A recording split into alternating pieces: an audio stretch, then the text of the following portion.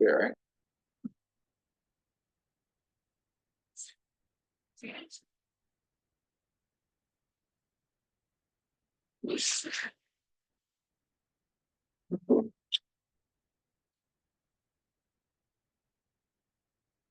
Okay.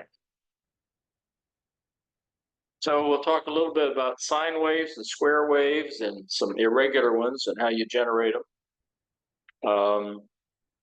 AC measurements, basically what RMS is, and average power versus peak envelope power. More about analog to digital conversions and digital analog conversion, and a little more on Fourier analysis, because everybody likes Fourier analysis. Yeah. So you've maybe heard of RMS, or root mean squared. It stands for the root of the mean of the square, the value.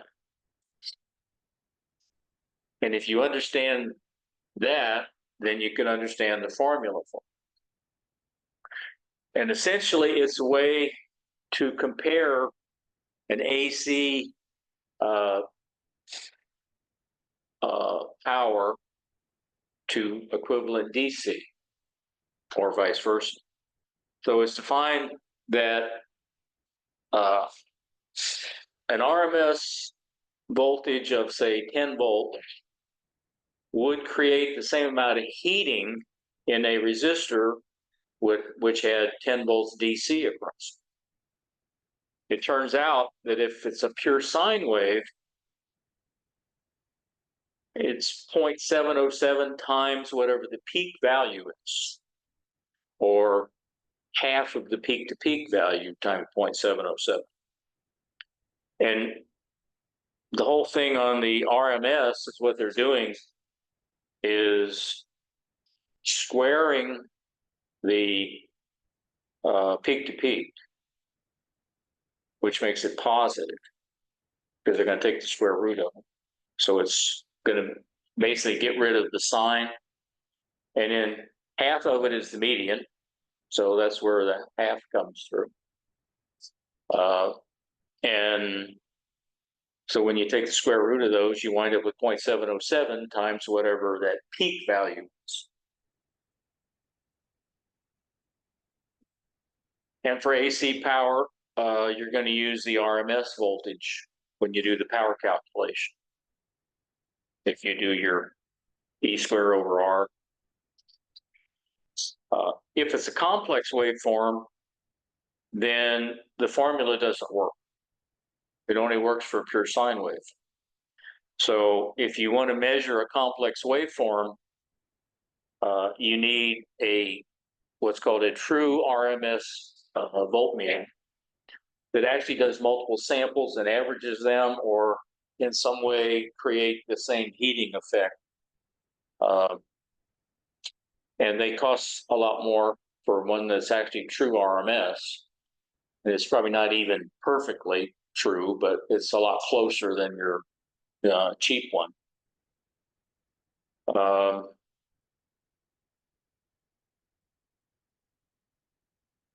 Yep. David? Yep. Yep. I have a quick question. When you're talking about heat, you're talking about thermal heating, I assume, and how is that sensed or measured? Well, when you dissipate power in a resistor, it creates heat. Okay. So what you're measuring is how much power is being dissipated. So an RMS power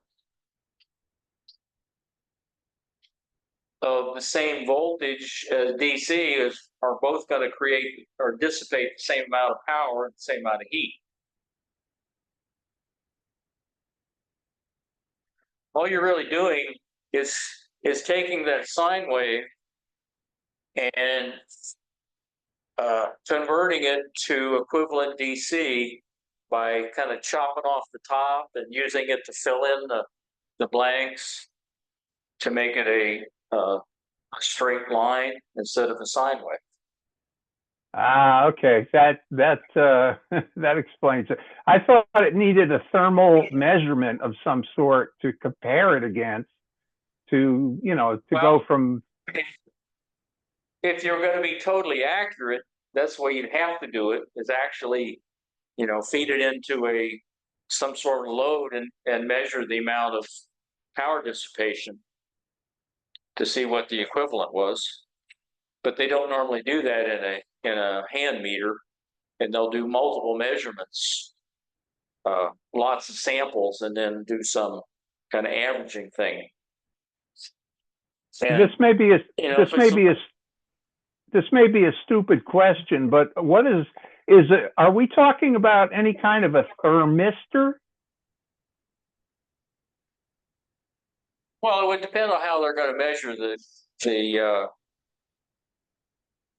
the amount of heat. Yeah, something like that might be used if you were actually going to do the measurement based on heating. Okay, just I was curious. If it's a very complex waveform, something really weird, you're probably not going to get a really accurate answer. As long as it's something fairly close, or say it was a square wave, triangle wave, probably be all right.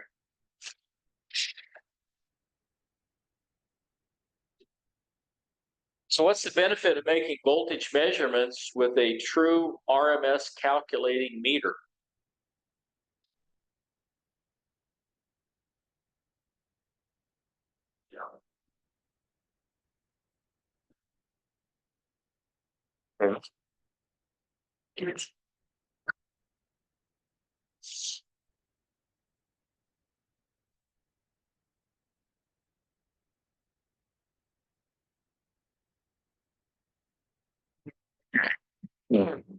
So to calculate the average power of a sinusoidal wave,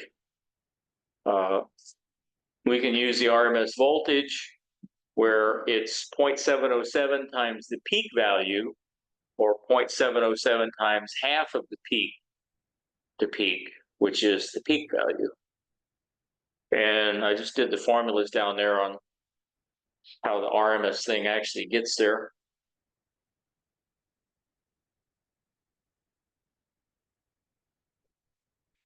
And this is just showing what the peak value is, the peak to peak value, and where the RMS value would be for the equivalent of that.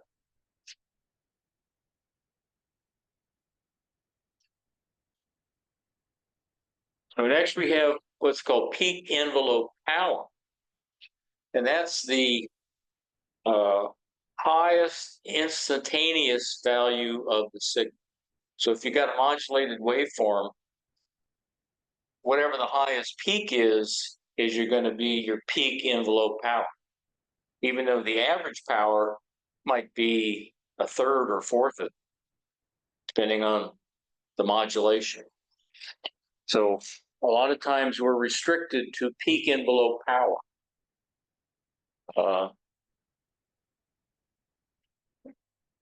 On single sideband, I guess it's coming up on the next one, there's some ratio, I think it's like 2.5 to 1 between peak envelope and average power for single sideband. So it's the characteristic of the speech and what that speech waveform looks like that's going to determine that peak envelope power, because that's how a signal is being modulated. Women typically have more higher range, so they have more power in the higher frequencies, so they probably get heard farther. It's if you're talking to somebody frequency, me Then, once the run developed once. Women, years, Really? and the reason for that is get Oh, yeah. start losing carrying just out of you think the reason 4 years.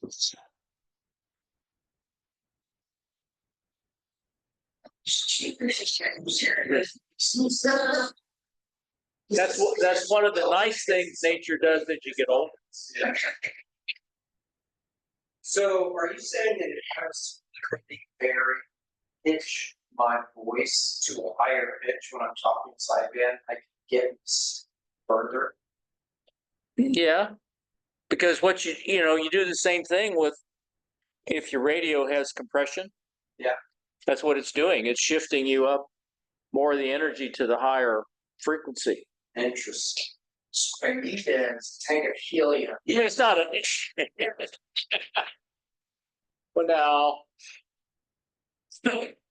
Well, yeah, you didn't see my balloon picture, did you?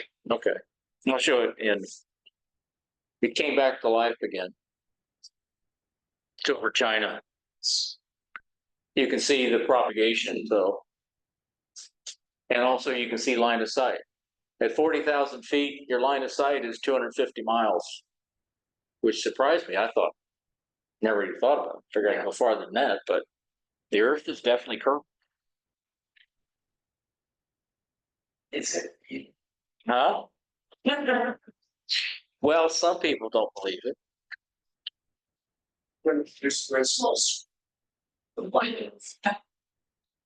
So what determines the peak effect, I keep saying effective, peak envelope power to average power ratio of a single sideband phone signal? All right.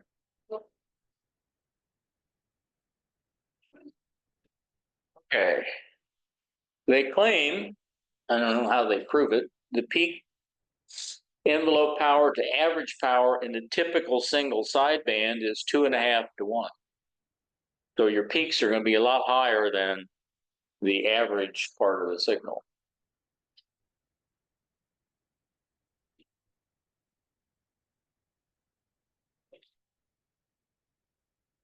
What is the approximate ratio of PEP to average in an unprocessed single sideband phone signal?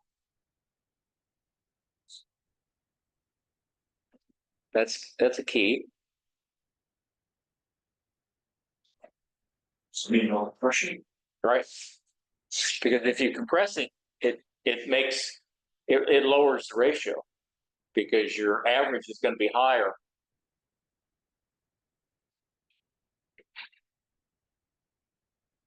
Okay, more analog to digital conversions.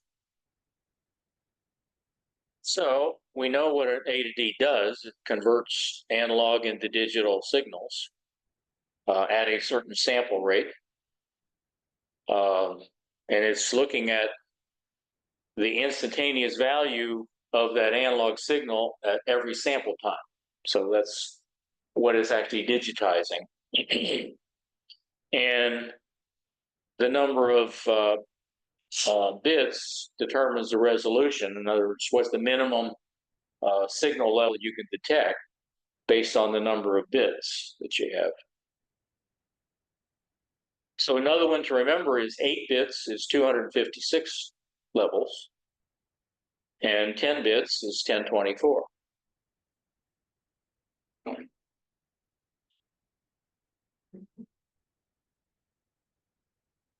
How many different input levels can be encoded by an analog to digital converter with 8-bit resolution?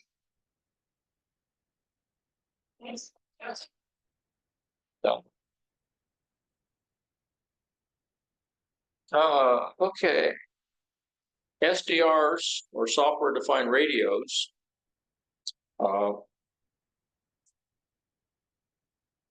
virtually all use an analog to digital converter somewhere in the front end, whether it's direct from the RF input or through some sampler. In some cases, they use a thing called a Tailo detector, which actually samples the input signal at like 4 times what its rate is.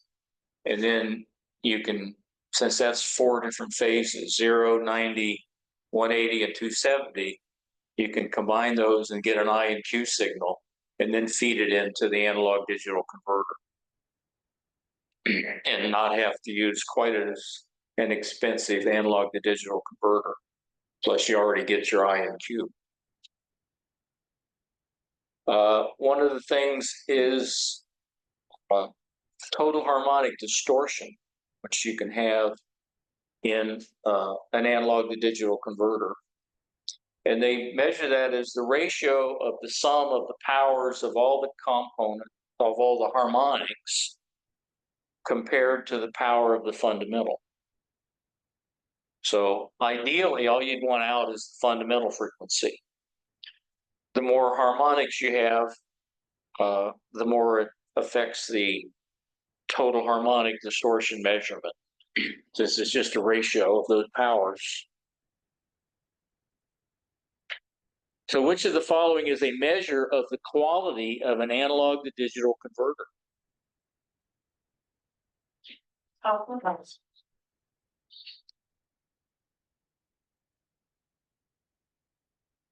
There was a big thing in the old days on hi-fi amplifiers, what total harmonic distortion was. And some people liked a lot because it colored the sound. Guitar amplifiers do it on purpose.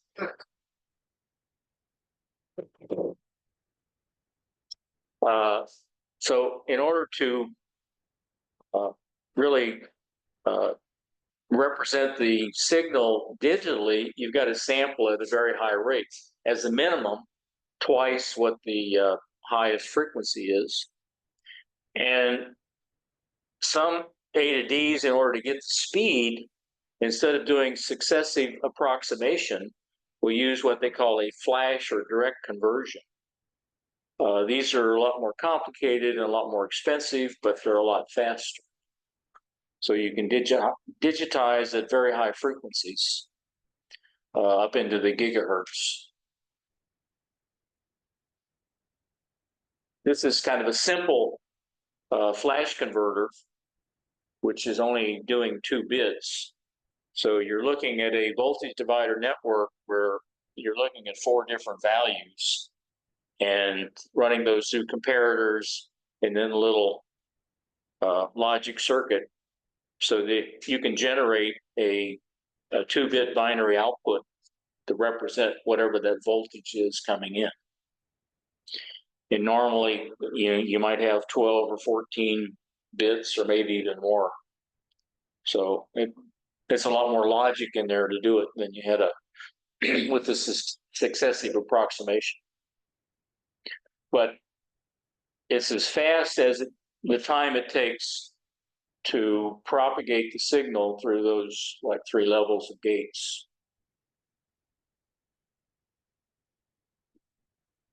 Why are direct or flash conversion analog to digital converters used for a software-defined radio?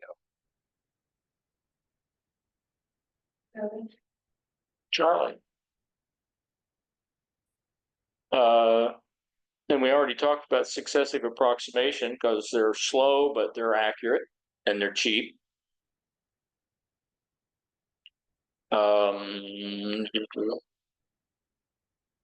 We talk about the way it works by it really changes the reference voltage and keeps comparing it to the input to find out whether it's above or below, so it can add a 1 or a 0 to the digital output.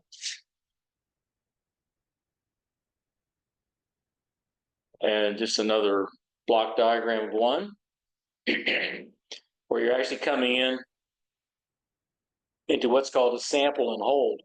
So it takes a sample of the analog waveform, and basically by charging up some capacitors, and it holds that voltage there while this comparison is going on. And then at the end of it, it discharges it and does the next sample.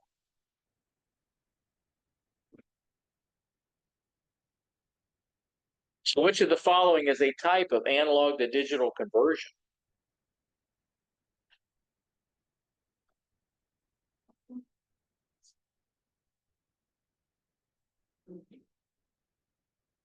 Okay. Dithering. This one always bothered me, but I think I understand it. By actually creating a noise signal that's typically half of the least significant bit of your converter, you feed it in, you can kind of average and get a closer approximation to the voltage sample that way. They do that digital phone, digital. Yeah. But it kind of averages out to a closer approximation than you had the discrete steps. You essentially you pick up half of the least significant bit accuracy that claim. This is kind of a block diagram where they actually have a noise generator, and it's set to generate at a level of whatever your least significant bit is. Say it's 1 millivolt, they would do a half a millivolt noise.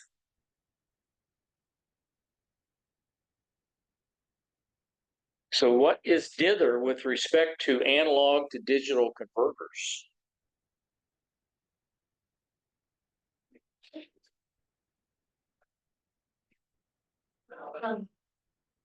I'll go.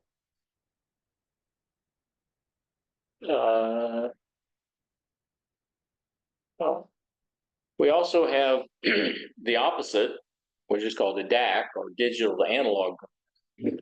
So we can take this digital value that we process and convert it back to an analog voltage.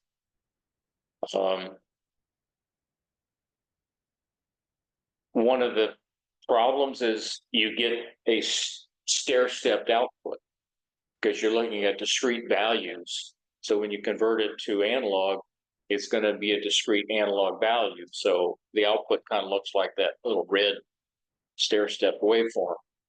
So you have to filter it to get rid of those stair steps, and you run it through a low-pass filter that allows the fundamental that you're trying to get out and filters out the higher frequencies and the harmonics.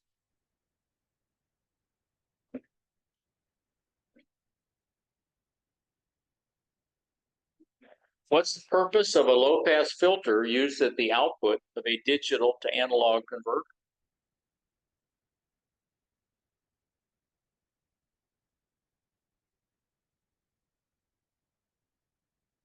I use bigger words than what I did.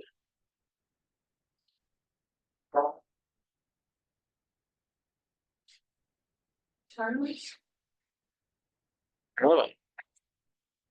Spurious sampling artifacts. Was spurious. Those are called like the stair step. Yes, stair step is spurious. Well, Here's that. I think spurious basically means something unwanted. But yeah, I don't like their choice word. I guess it's technically correct. Yes.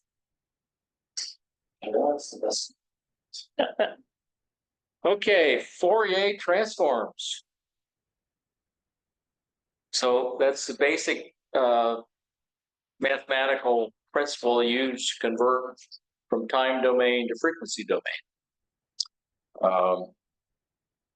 That's what's done in a spectrum analyzer, like the tiny SA or real lab instrument, where it's just doing a Fourier transform and converting into the frequency domain, so you see the amplitudes at different frequencies. And that's important when you're doing digital signal processing, because part of the time you're processing stuff in the digital domain, and sometimes you're processing it in the frequency domain, depending on what process is. It's sometimes easier to deal with it as frequency, discrete frequencies as it is time samples. Let's see. So one of the things that you can show with Fourier analysis, if you do a square wave, you can show that it's composed of the fundamental plus all of the odd harmonics.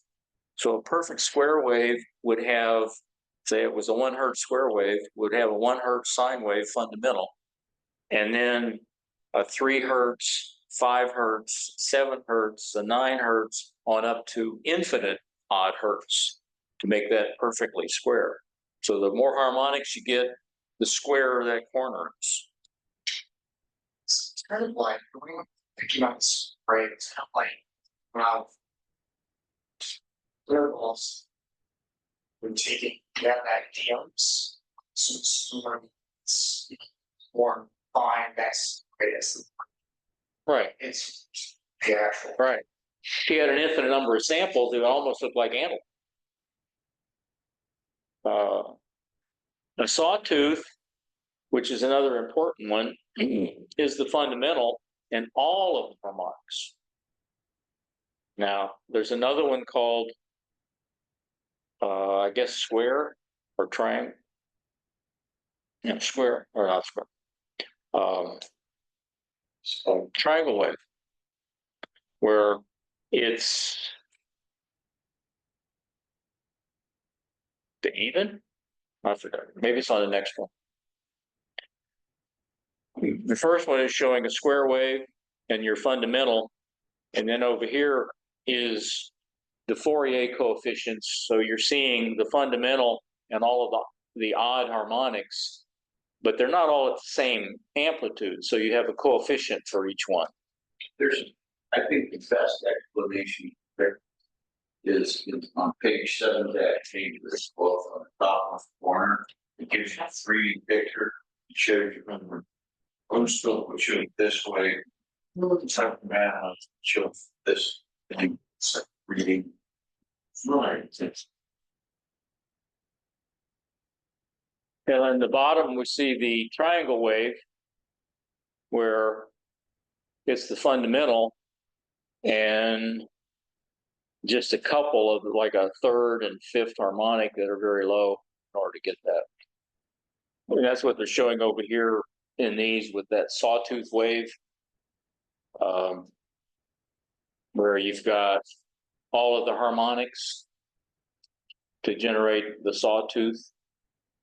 And you can see down here they've shown the fundamental, and the green is after you've added, I'm not sure which one, maybe the second or third, and then some of the higher ones down there, and you finally get to that sawtooth type output, depending on how many of the harmonics that you add in. So which of the following describes a signal in the time domain?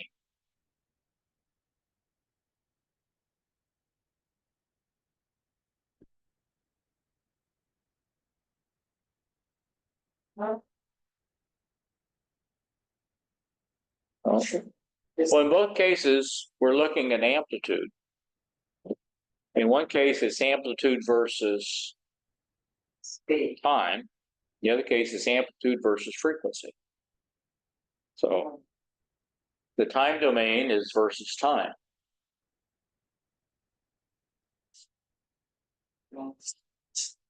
So you're sampling the amplitude at different time samples. What technique shows that a square wave is made up of a sine wave and its odd harmonics?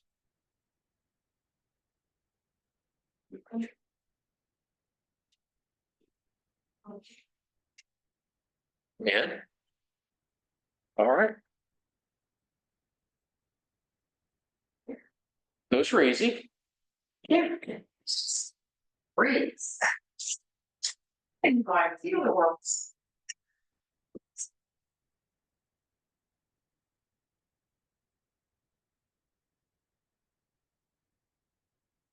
Well, just wait till next week. I'm